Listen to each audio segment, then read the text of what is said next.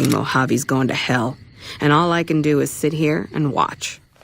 On our way down the road, we'll run into a small building on the side. Thanks to EDI's enhanced sensor perk, we can see that it's surrounded by some hostiles. The Jackals are a smaller gang roaming the Mojave. They are actually mentioned in the original Fallout, but this marks their first appearance in the series. They're a minor gang of tribal raiders and serve only to be hostile every time they're encountered. They aren't too tough, though, and we're able to drop them with Carabine and a few shots from Lucky as well. This is the Nevada Highway Patrol Station, as we can see from the bombed-out police cars outside. On the inside, we'll find a few more Jackals, as well as some Mantises, and a bit of loot, including guns and bullets skill book. One thing that I love about New Vegas, and that we can see here, is that some of the storytelling is done purely by the environment. Inside the holding cell in the back, we can identify a prospector that appears to have gotten over his head, most likely locked in the back with the killer Mantises for the amusement of the raiders. He also has a Blue Star cap on his body. We'll move up to level 5. This time around it's 6 into barter, 6 into guns, and a single point into sneak and survival. At the loading bench in the corner, we can gain some easy experience by breaking down some of our unneeded ammunition. This is doubly useful as we have some spare Magnum cases that we can fill as well. Cowboy builds tend to need a lot of 357 Magnum bullets in the early game for things like revolvers and carbines. Back outside across the patrol station is the Evampa Dry Lake. This is one of the many real-life locations represented in New Vegas, much like Primm and Vegas itself. In the real world, the Evampa Dry Lake suffered catastrophic ecological damage due to water carrying radioactive waste. In New Vegas, it's inhabited by a great deal of mutated insects, mostly giant bark scorpions and ants. It's worth hunting through the sandstorm for some easy experience. We can also find the Evampa racetrack in the Dry Lake, a reference once again to the real-life location, as it's a popular place for land sailing and kite buggying. South of the Dry Lake, we'll find more Jackals in a bombed-out structure. At least one of them is carrying around a grenade launcher, causing some limb damage to ourselves and some friendly fire to her compatriots. Crippled limbs in regular mode are easy enough to take care of with the help of stim packs or doctor bags. In hardcore, it's much more difficult to take care of your extremities, as stim packs are no longer able to heal limbs. Southwest a bit more, we'll be making our home stretch to the structure in the distance. On the way is the Nipton Rest Stop, an abandoned gas station and general store, crawling with rad scorpions. Regular rad scorpions are much tougher than their bark counterparts, sporting a high damage threshold and a mean stinger.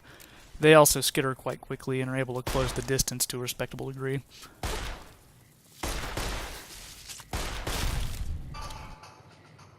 The general store shelves have been ransacked for the most part. There's a box of ammo in the back, along with a few firearms in the gun cabinet.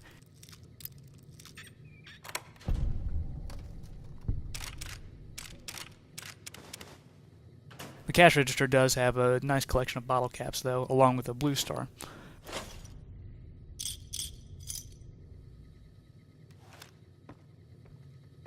The real prize for coming here is a Pugilism Illustrated skill book, raising our unarmed by 4. Back outside, we can see EDI's sensors picking up even more rad scorpions behind the gas station. Now, this area is typically not a place that low-level characters would want to charge into, but the Call of Skull books is too much for me to deny. We make use of a laser rifle we found a while back to help with the scorpions, as energy weapons ignore some of the scorpions' armor.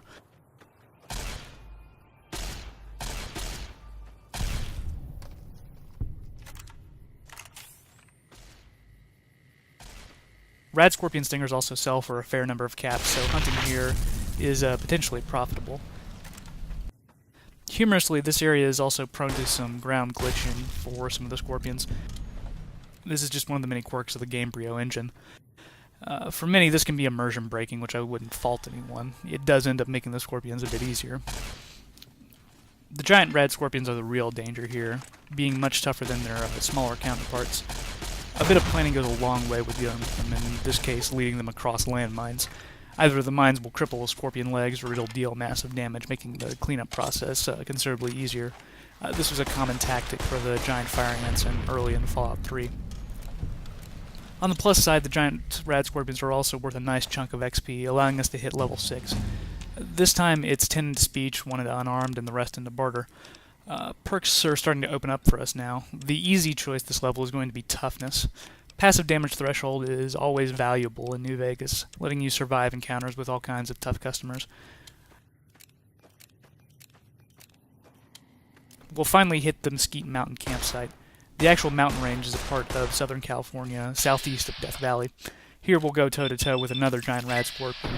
His armor does an impressive job of absorbing the bullets from Lucky, so we'll have to do a bit of dancing with a machete while Edie helps out. Our reward at the campsite is another Wasteland Survival Guide, raising our survival by 4 points. We'll finally be making our way up the hill, which happens to be littered with broken cars, to one of the southernmost points in New Vegas. Here we'll finally see what the structure in the distance was, a scrap metal statue of 2 men shaking hands. We can see some soldiers in NCR garb patrolling around. One of them, Sergeant Kilborn, informs us this is the Mojave Outpost. We can also ask him about the statue. Those two? Represents unification. Mostly good for shade. Won't do much else when the Legion reaches us. The outpost is another interesting example of NCR bureaucracy, as it's clearly a checkpoint to allow caravanners in and out of the Mojave from the NCR. We'll learn later that this was the site of the Ranger Unification Treaty, which absorbed the Desert Rangers of Nevada into the NCR in exchange for helping to defend Hoover Dam. It appears to originally have functioned as an actual checkpoint between California and Nevada before the war. Now it houses a modest barracks and trading post.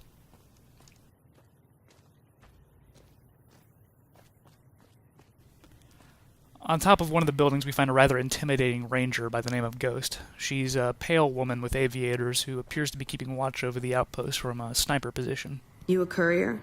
If so, this might be your lucky day. If you don't mind walking a bit. And your eyes are good. I think there's trouble in Nipton. No traffic from there on the roads. And while I can explain that away, the smoke from the town I can't. I'm sure it's been hit. What I need to know is if they survived it. Might be powder gangers with all that smoke in the air. If there's anybody left, they'd be in the Nipton Town Hall. Go there. Check it out. Let me know what you find. All right. Look at you. All fired up and ready to go. Wish the others around here had that kind of attitude. Listen, I don't want you getting killed for this. So if you head there and run into trouble, I'm asking for eyes and ears, not your life. All right? We'll get to the job a bit later. For now, we'll head inside of the trading post to unload the goods from all the bugs and bandits we've encountered. Lacey runs the trading post / bar and has a rather wide inventory. New face in the outpost. Must have come from the north. So, what do you have? The thing that interests us the most is the Gunrunners variant of the baseball bat and nails, providing us a slight upgrade from the machete, as well as some specialty ammo. Lacey is also a vendor that will play Caravan. In this case, it's usually best to buy from the vendor first and then play for the caps that you just spent, allowing you for a bigger payout for winning. After that, you can sell anything that you're looking to pawn for the rest of the vendor's caps.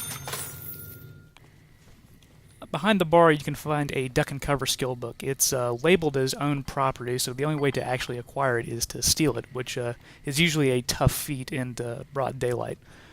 Another peculiar quirk about the Gamebryo engine, that's the engine that Bethesda games run on, by the way, is that you can actually drag stealable items without causing any attention. If you take them into a dark corner, it makes it much easier to steal successfully. This can be time-consuming, but it's an easy way to make some cash. At the bar, Redhead stands out from the rest of the crowd. Her name is Cass, and she's got a bit of a chip on her shoulder, to say the least. Looking for trouble? Well, keep those eyes up and turning, or I'll set 'em spinning. Got no time for gawkers, or anyone looking for something I ain't selling. You can ask her about her story. All right? No, I'm not all right. Lost my caravan heading north. The driver burned to ash, and they didn't even take the cargo. They just burned that too. My guess is Legion. They're trying to cut NCR's supply line, and the Mojave outpost is proof. Got us locked up tighter than a New Vegas virgin. No caravans in, out and just try arguing with Jackson about it. Roads aren't safe, he says. No shit, you washed out old fuck-up. I didn't need a Brotherhood scribe to tell me that. She also happens to be one of the most foul-mouthed NCR individuals in New officer, Vegas. trooper, whatever. Cass, Run it this seems, place. is not only a It's over victim in of the main terrible building, luck, but the one NCR without the bureaucracy bar. as well. Jackson She'll share some won't let me head opinions as north. well, like It's the not safe. statue outside. And don't even tell me you missed it coming in. It's like NCR showing its dick to all the East. If the Republic put as much effort into protecting the East as they put into those two asinine giants outside, then they'd be worth that monument. Statues of two men shaking hands covered in blood. Don't seem to be nothing to brag about. Caravan work, and some of her own history. Whiskey and me are old friends. Keeps me going when times get rough. Like now. Got me into the caravan business, you know. Had to start transporting water instead of liquor, though. If I hadn't switched over, I'd end my trip with nothing but glass bottles rattling on the back of the Brahmin. Ready. I don't She's much actually give a pretty shit. knowledgeable about the area, so the chat is worth it. You take care now. Patrolling the Mojave. We'll leave her for now and head for the barracks. Inside, we get put in the logbook by Major Knight. Caravan, citizen, pilgrim, or... Just need something for the logbook, keeping tabs on traffic throughout the outpost. Although mostly just in, not out these days. If you're looking for the commanding officer, he's in the back. Although, he's got a lot on his plate, so if you speak with him, keep it short. Also, if you need any gear checked, we can get you up and running again. Once you fill out the work orders and sign for the parts, of course. After that, we can find Ranger Jackson in the back. He's dressed up similar to Ghost outside. Looks like we got a new visitor in the old Brahmin pen. Not many people coming here in a hurry, only passing through. And if you're passing through, you picked a bad time. Road north has gone to hell, and if I let a caravan through, they won't make it. Help? Now look, I appreciate... you know what? Yes, I could use the help. And you look like you can handle yourself. I need to get the caravans moving again. That means clearing a path north. There's too much crawling the asphalt up the road to allow it. Thanks, I appreciate it. Come back here when you're done. We are essentially being contracted under the table, as payment isn't officially mentioned. You can't see me at the moment, but I'm using heavy air quotes. Back down the road, we'll find that it's infested by a large group of giant ants, the kind that Ranger Jackson was talking about. So once again, it's time to take out a few more bugs.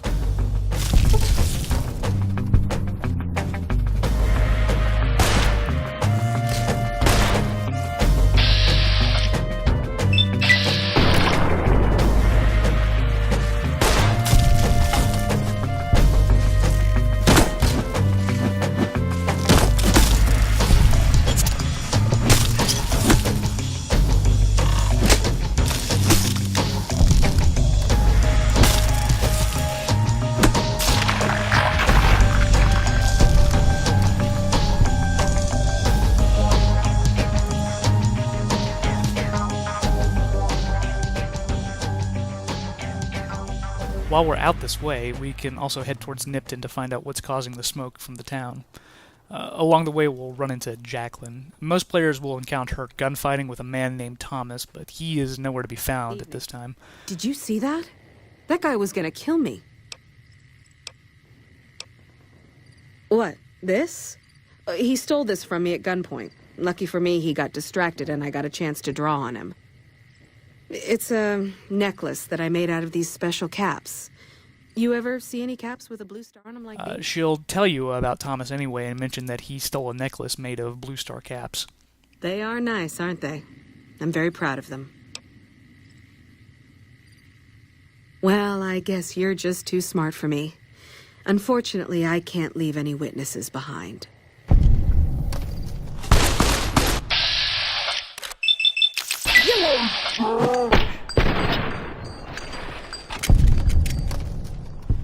It looks like some of the people are definitely pursuing the legend that Malcolm had mentioned.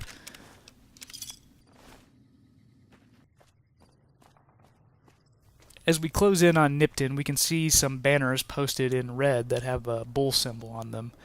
The entrance is also flanked by heads on spikes and a single overjoyed powder ganger by the name of Oliver Swinnick. Yeah! Who won the lottery? I did! Smell that air! Couldn't you just drink it like booze?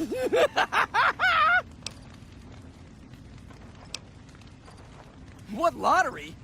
The lottery, that's what lottery! Are you stupid?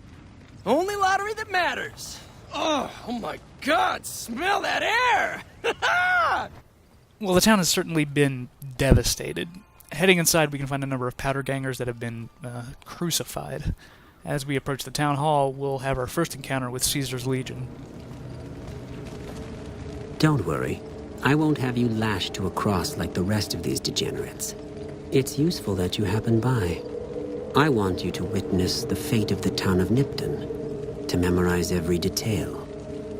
And then, when you move on, I want you to teach everyone you meet the lesson that Caesar's Legion taught here, especially any NCR troops you run across. Where to begin? That they are weak and we are strong? This much was known already. But the depths of their moral sickness, their disillusion, Nipton serves as the perfect object lesson. Nipton was a wicked place, debased and corrupt. It served all comers, so long as they paid. Profligate troops, powder gangers, men of the Legion, such as myself. The people here didn't care. It was a town of whores. For a pittance, the town agreed to lead those it had sheltered into a trap. Only when I sprang it did they realize they were caught inside it too. Yes, and herded them to the center of town. I told them their sins, the foremost being disloyalty. I told them that when legionaries are disloyal, some are punished, the others made to watch. And I announced the lottery. Each clutched his ticket, hoping it would set him free. Each did nothing, even when loved ones were dragged away to be killed. Ha! Innocent. Hardly. Now, talking with Vulpes paints a pretty clear picture of what happened here. It's not unlike Shirley Jackson's short story, The Lottery, only slightly reversed, with a pair of winners being allowed to live and the rest of the town suffering horrible fates. It's also a bit of an ironic twist, as the real unincorporated town of Nipton has the highest sale of lottery tickets from the California State Lottery. This is a rather blunt intro by Vulpes and Culta, as he paints the Legion as a rather harsh and brutal group for most players. For many, they fit the de facto villain category of New Vegas. Even still, they aren't hostile to you when you first encounter them and will let you leave alive. Admittedly, they do look a bit silly in football gear and skirts, trying to recreate the whole Roman legionary look.